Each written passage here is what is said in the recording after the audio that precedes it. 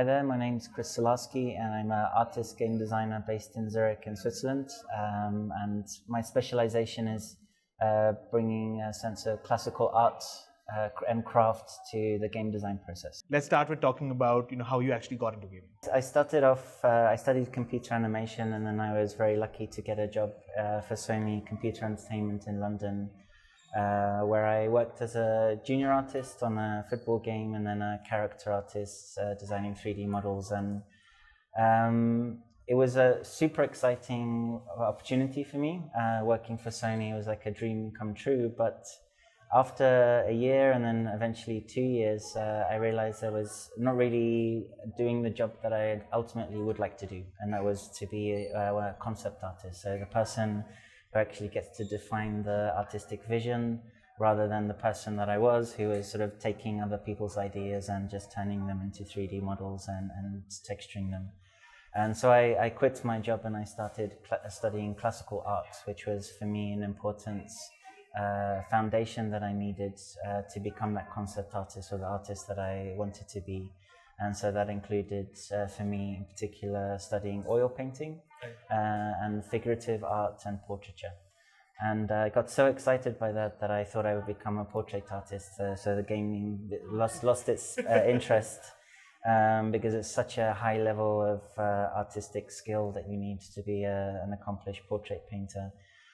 But in the end, somehow I've managed to turn that into a specialization, kind of rather than thinking of these two disciplines, games and classical arts, as two very separate things. It's become my specialty to look at how they come together and how classical art actually bridges the craft of classical art, how it creates bridges to games in an art history context. Right. I mean, that's actually very, very interesting. Even if you look at it from the Indian lens, right? I mean, we are a large nation that is essentially amalgamation of cultures, religions, and different thought processes from all over the world.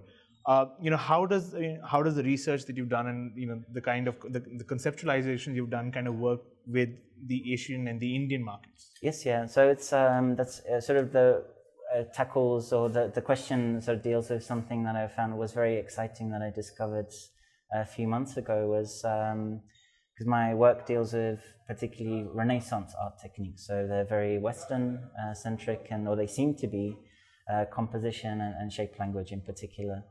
And so I was often sort of criticized, oh, this is just Western art techniques, they don't apply to the rest of the world. But it's actually the Silk Road in particular was something which is the equivalent to our modern day internet. There was so much cultural exchange and tolerance, especially for even when Alexander the Great invaded so the Gandhara region, right. Modern day Pakistan, Afghanistan. There was lots of kind of blending of philosophy, religion, religious concepts. And the discovery that I found fascinating was that Buddha himself was aniconic. So before Alexander the Great invaded, Buddha was just represented by his footprints or something like that. And but once the ancient Greeks arrived, he took on a physical form. So he became a sort of human-like figure.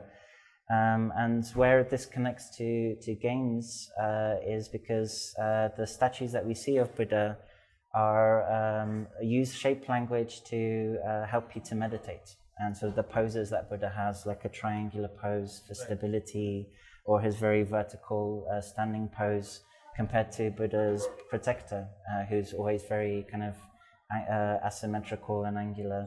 And these are things which affect you physically because you're encouraged to sit in Buddha's pose and feel very balanced. Right. And this is our connection to games, where in games we have very, very strong, the essence of games is this physical connection, this ability to physically empathize with virtual characters. And so that's why India has a very strong, as you say, like a center point for a lot of where cultures came together.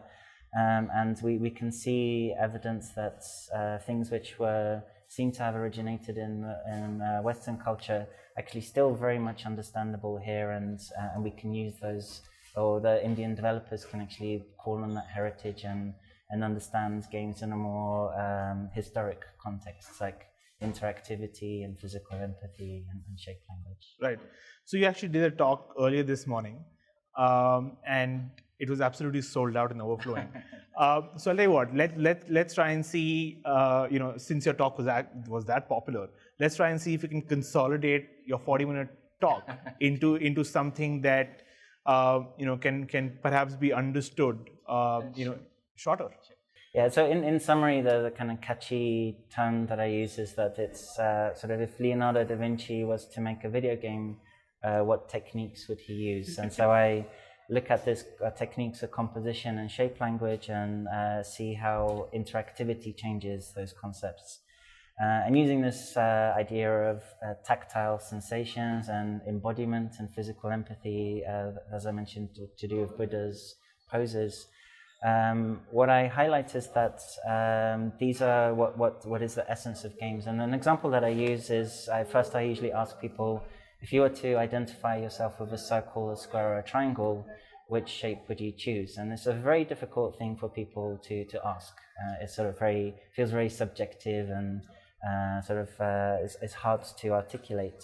And over the course of the presentation, people realize actually there are some very objective associations that we have with each of these shapes. And to highlight the first one is I ask people to do a copy of one signature, just holding up their hand like this. And the signature is very round and very fluid. And I just ask them to, while they're recreating the signature in the air like this, that they're very aware of how their shoulder is moving and sort of the fluidity of the action. Then I ask them to do a very jagged signature, so it's something that's presented on the slides, and again be very aware of the physical tension that this creates just by copying what they see. So one signature is aligned to the circle, the other to the triangle conceptually. And then what I highlight is that the curved one is Barack Obama's signature, and the jagged one is Donald Trump's signature. I was just about to ask. Yeah. And what this highlights is that by copying these gestures and even treating them as a general theme for movement, what you're doing is physically empathizing with these figures. You may never meet them in your lifetime, but you've taken on the physical tension of those figures as they draw. And when we move to video games, what that is reflected in are the motion lines of the characters. So when we design a character, and we curate its base motion set, so how it moves through the space. This can be very fluid and very slow. It can be very jagged. These are curated by the designers, but when the player takes hold of the controller, they're also physically empathizing with these virtual characters on screen. And the more we understand how, in the context of shape language, which is sort of like the lens that we can analyze these things through, the more we can create experiences that heighten this physical empathy. Right. And the thing that we tend to do in games is, because games approach design from a very objective-driven rules, you have to win something, it's sometimes very, very constraining and difficult to create these complex emotional experiences. Whereas my approach tries to highlight if we can design from this physical empathy direction, which opens up more possibilities to make games closer in emotional value to films and animation and other art forms. Right. So, obviously you're talking about, the content of the game and how, a character traverses the game. Now, let's talk a little bit more about, how the user experience kind of changes. The shapes of the buttons and the icons and the motifs, how they actually have an impact on empathy for while playing a game. Sure. Actually, using the user interface itself is for me quite a controversial thing, and I champion the idea of getting rid of them altogether. Because the games that I deal with, or the concepts actually deal with the whole spectrum of games.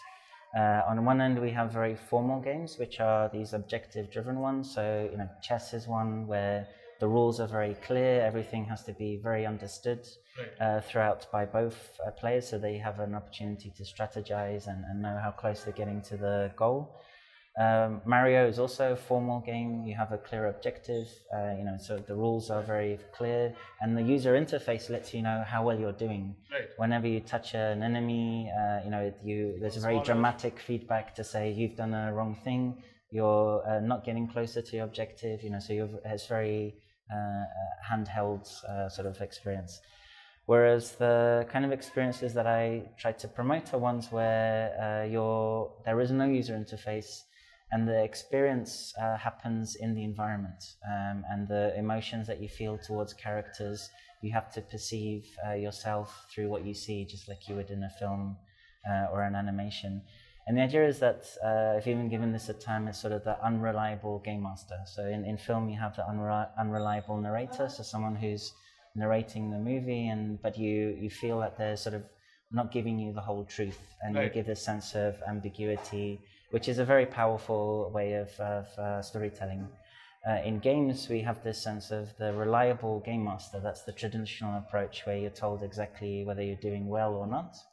Whereas the unreliable game master leaves you to make sense of the experience yourself, and the user interface in this case is something that should be hidden from that. So I'll tell you what, now I'm going to put you on the spot.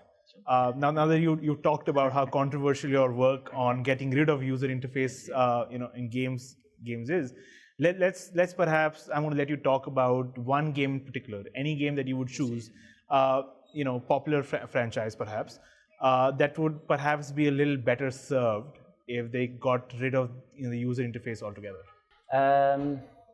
It is a very difficult question to answer. I can maybe answer it, kind of sidestep it a little, and use an example that kind of illustrate a game with a user interface, but sort of like characteristics that I think are a good balance between the two. So Shadow of the Colossus, for instance, is one that I use as an example in my work, where it has a user interface, and it's a sequel to Ico. So Ico had no user interface, and you really were immersed. Everything that you needed to know, or at least analyze yourself and make sense of, was in the game world. Shadow of the Colossus, the sequel, has a user interface where the purpose is to climb these giant colossi and reach the top and kill them. That's the narrative. And what happens is that you have a certain stamina level, and that's represented as a circle with a dot in the middle, which keeps shrinking and shrinking. And the smaller it gets, you know that your stamina is about to run out, so you have to either continue climbing or expect to fall down. Right. And using this kind of reliable game master, unreliable game master concept, so a reliable game master would quantify your stamina 100%. So it would be numbers counting down from 100, and the minute it reaches 0, you've lost energy. And this, of course, is everything is explicit, and it reduces your immersion in the experience, because it's just like using a regular app, weather app or something. Everything is very clear and it's very quantified. But because the way they present it as this shrinking circle, what happens is that it becomes a bit subjective, and so there's like this sense like, am I still in danger? When does it kind of vanish? Right. And this keeps you in the moment much more. And imagine what would happen if we remove that user interface altogether. Then you're even less you have to sort of perceive, what can I see on the character that's kind of suggesting how much energy the character has. And this is what I mean by this. So the less you hold the hand of the player, the more they have to use their own wits and their own observation and immerse themselves in the experience. Right. So, I mean, this is actually very, very, very interesting. Now, let me try and ask you to quantify your thought process and your research in perhaps actual immersive gaming. So let's talk about augmented reality and virtual reality, and what you believe your research and your thought process would actually have an effect on there. It applies to all these art forms, because the composition and shape language is present in city planning, in interior design, web design, vehicle design. This is the craft. It doesn't. It goes beyond the cultural content, so that's why I highlight examples from Islamic culture, from Buddhist culture. These concepts traveled all the way to Japan and back again. And the idea is that they just shapes, these circles, squares, and triangles have a basis in our reality. This, even whenever we see movement in nature, it's like a dolphin, so very streamlined. The shapes are designed to be very fast and fluid. Canine teeth of a baboon, very aggressive animal, very triangular shapes concepts.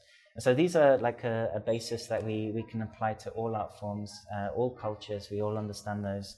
And so when it comes to virtual reality, it's just the same thing. We're using these line, volume, and shape concepts to influence the player's physical experience. And so there might be, the interface is different to holding a PlayStation controller. Right. Working in virtual reality is different, but you still, for instance, in a virtual reality experience, you have a person standing on one spot, and how quickly you generate items within this virtual space, and whether they're kind of next to each other in a fluid motion, or whether they kind of, one goes there, then another, changes how the player kind of is suddenly sort of moving from left to right, or they're following something which is kind of very graceful.